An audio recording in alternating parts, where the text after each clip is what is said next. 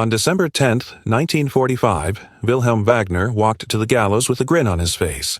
He didn't flinch. He didn't look afraid.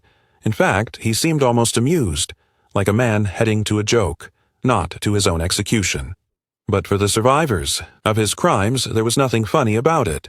They remembered him as a sadist in uniform, and justice was about to close in. Wagner had been a member of the SS Totenkopfverbände, the Death's Head unit tasked with operating Nazi concentration camps. He was stationed at Dachau, one of the first and most infamous camps in the Reich's vast killing system. There, Wagner served as a camp guard and later rose to oversee daily operations inside certain prisoner blocks. His role was not hidden. Multiple survivors testified that Wagner took pleasure in violence.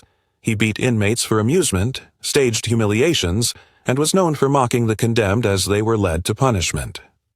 "He laughed when we cried," one survivor said, "and he joked while people died."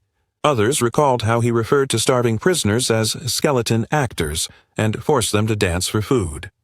After the camp was liberated by U.S. forces in April 1945, investigators found Wagner's name in SS personnel files. He was captured. Within weeks, hiding among retreating German forces. At first, he claimed to be a low-ranking clerk, but witnesses from Dachau quickly identified him, not by rank, but by behavior. "He smiled when he heard us," they said.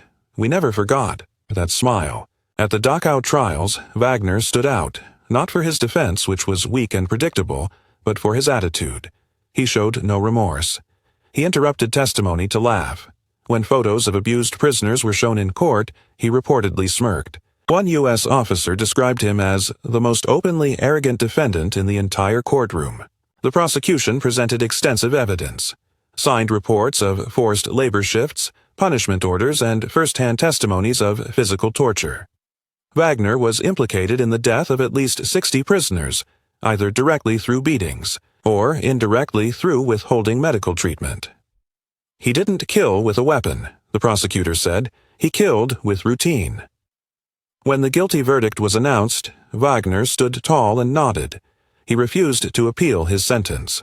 In fact, he requested to be executed as soon as possible, saying he had no regrets.